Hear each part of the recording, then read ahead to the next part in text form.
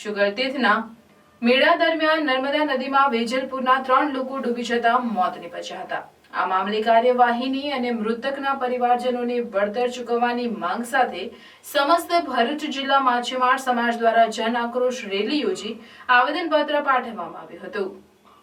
ભરૂચના શુગરતીર્થ ખાતે ભરાયેલ કાર્તિકી પૂર્ણિમાના મેળામાં વેજલપુર વિસ્તારના 2 પરિવારના લોકો શ્રાદ્ધ વિધિ માટે ગયા હતા, જેમાં એક બાળક નદીમાં ડૂબવા લાગતા તેને બચાવવા જતા પિતા પુત્રના પણ ઊંડા ખાડામાં ડૂબી જતા તેમનું મોત નીપજ્યું હતું। જ્યારે તેના એક દિવસ પહેલા પણ ચકડોળમાં કામગીરી કરતો સુરતનો વ્યક્તિ પાણીમાં ડૂબી મોતને ભેટ્યો હતો। આ ઘટના બન્યાના 18 દિવસ બાદ પણ ગેરકાયદેસર રેતી ખનન માફિયાઓ સામે કોઈપણ પ્રકારની પોલીસ કાર્યવાહી નહીં કરાઈ હોય ભરૂચ માછીમાર સમાજના લોકોમાં ભારે આક્રોશ જોવા મળી રહ્યો છે, જેના વિરોધમાં વેજલપુર બંબાખાનાથી બાઈ પર જન આક્રોશ રેલી યોજીને અધિક જિલ્લા કલેક્ટર NM ધાંધલને આવેદનપત્ર પાઠવી જણાવ્યું હતું કે આ વખતના મેળામાં પ્રશાસન કે પંચાયત થકી આવા કોઈ મોટા મય બોર્ડ લગાવવામાં આવેલા ન હતા।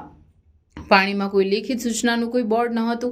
ચેતવણી રૂપી લાલ ઝંડીઓ, લાકડીના ખૂંટાઓ તથા સાવધાનીના બોર્ડ લગાવવામાં આવેલ ન હતા। તેમજ એમ્બ્યુલન્સની પણ વ્યવસ્થા ન હોય તેમજ શુગરતીર્થ પંચાયત કે પ્રશાસન દ્વારા કોઈ પોલીસ કે કર્મચારીઓ મેળામાં ફરવા આવનાર કે નદીમાં સ્નાન કરવા યાત્રાળુઓ માટે ચેતવણી રૂપી કોઈ સૂચના કે નર્મદા નદીમાં ચેતવણી રૂપી કોઈ સાઇન બોર્ડ લગાવવામાં આવેલ ન હોવાના કારણે આ ગોઝારી દુર્ઘટના બનવા પામેલી છે અને તેના કારણે ખારવા સમાજના પરિવારના 3 લોકો પોતાનો જીવ ગુમાવ્યો છે।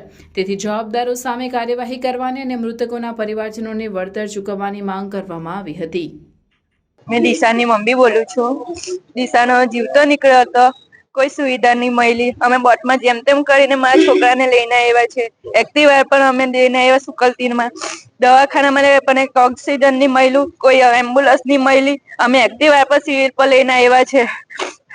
અમે કેમ તેમ લઈને આવ્યા છે, અમારું મન જાણે છે। મારા છોકરા અત્યારે જીવતો હતો, અત્યારે કોઈ સુવિધા મળી જતે તો મારા છોકરા અત્યારે જીવી જતે। જ્યારે કાયરો એવો તરત જ અમે લઈને બોટમાં ગયા છે। બોટમાં બેસતા તો ડાયરેક્ટ ગામમાં ગયા। ગામમાં કોઈ ઓક્સિજન નહીં હતું, કોઈ સુવિધા નહીં હતી, કોઈ એમ્બ્યુલન્સ નહીં હતું, બરાબર। હવે લઈને ડાયરેક્ટ જ એક્ટિવા પર રસ્તામાં પર એમ્બ્યુલન્સ મૂકી છે, ડાયરેક્ટ લઈને અડધેથી છોડી દીધું છે। તે કે હવે બસ અહીંયા લગીને અમારે મૂકવાનું, બીજું કોઈ નહીં, બરાબર। હવે તમે સિવિલ લગીને આવ્યા છે તો મારા છોકરો હવે બચી જતે, ઓક્સિજન હોતે, કોઈ કેમ્પ હોતે તો પણ અમારા છોકરો બચી જાય। અમારા છોકરાને હવાને હવા જોઈએ। જો તો તમે ખોદવા વાળાને કે પહેલા તમારા છોકરાને ડૂબાડો, પછી અમારા છોકરા પણ પછી એથી ખોદો। અમારા છોકરા હવાને હવા અમારે ટોન ટોન જોઈએ। છોકરાની મા બાપ વગર થઈ ગયા, 2 બહેનો એકલીઓ જ છે, એમનું તો પરિવાર વિખરાઈ ગયું ને।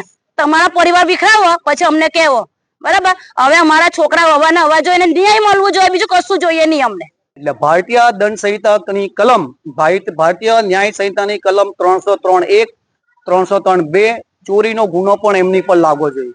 જે આ જે ટોટલ જે બનાવ બન્યો છે એમાં સૌથી પહેલા જે દિશાંતનો જો બનાવ બનેલો, જો દિશાંતને ડૂબી જતા બહાર કાઢવામાં આવ્યો તે સમયે પણ જીવતો હતો, જો ત્યાં એ ફર્સ્ટ એડની સુવિધા હોત, એમ્બ્યુલન્સ હોત, પંચાયત દ્વારા ડોક્ટરની સુવિધા હોત તો કદાચ દિશાંત બચી ગયો હોત। પણ આ ટોટલી નેગ્લિજન્સી સરપંચી શુક્લતીર્થની છે, રેત ખનન માફિયાઓની છે। આ બનાવને આ લોકો અકસ્માતનો ગુનો નોંધીને કદાચ રફે દફે માલ કરી નાખે એવી શક્યતા છે। એટલે અમે કલેક્ટરશ્રીને આવેદન પત્ર આપીને એવું કહેવા માંગીએ છીએ કે ભારતીય ન્યાય સંહિતાની કલમ 106, 3(2), 3(5), 100, 303(1), 303(2) હેઠળના તમામ ગુનાઓ હેઠળ આ રેત ખનીજ માફિયાઓ સામે દાખલ કરી કડકમાં કડક પગલાં લેવામાં આવે। અને જે સમાજમાં જે આ 3 છે અને સુરતનો છે એમના થકી કે સરકાર થકી 50-50 લાખનું વળતર મળે એ માટે પણ અમે આવેદન પત્ર પાઠવી રહ્યા છીએ। ત્યાં જ્યારે આ લોકો પિતૃ તર્પણ કરીને જ્યારે નાહવાની વિધિ મહારાજ થકી કરવામાં આવે છે, તેવા નાહવા જતા જ એમના પગ જાણે અંદર એવા પાણી ડૂબી જાય છે। દિશાંત પહેલા જેવો ડૂબી ગયો, તરત જ વસંતભાઈ અને બિનીત કુમાર એમને બચાવવા માટે પ્રયત્ન કરવા ડૂબી જતા તરત જ એના પિતા વસંતભાઈ પણ કાઢવા જતા 3 ડૂબી ગયા હતા। પણ એક દિશાંતને જેવો બચાવવામાં બહાર કાઢ્યો ને દિશાંત ત્યારે જીવિત હતો, કદાચ દિશાંત જીવિત હતો અને જો ત્યાં તાત્કાલિક સારવાર એ પંચાયતના માધ્યમથી પણ જો મળી ગઈ હોત તો 100% દિશાંત તો બચી ગયા। આ જે 7 ફૂટના ખાડાની જગ્યાએ જો 40-50 ઊંડા ખાડા છે એને તરવૈયાને પણ આ તકલીફ પડે છે। જો 7 અને 8 ફૂટનું જો ઊંડાણ હોત તો 100% એ 3 ને બચાવી શક્યા, કારણ કે ત્યાં પણ તરવૈયાઓ અમારા સમાજના હતા જ અને એમની પ્રયત્ન કરવા છતાં એટલા ઊંડા પાણી હતા કે જેના કારણે એને બચી શક્યા નહીં. ચાલુ મેળામાં પણ રેતી ખનન ચાલી રહ્યું હતું, એવું પ્રથમ દ્રષ્ટિએ તમને દેખાયું કે નથી? હા, 100% હતું કે જ્યાં અમારા આ બનાવ બન્યા પછી પણ રેતી ખનનના મશીનો ચાલુ હતા, એમની બોટ પણ ચાલુ હતો, રેતી ખનનની કામગીરી પણ ચાલુ હતી. તેમ છતાં પણ એ લોકોએ કામ અટકાવ્યું નહીં અને ત્યારે પછી પ્રજાનો આક્રોશ થતા એ લોકો ત્યાંથી ભાગી જવું પડ્યું.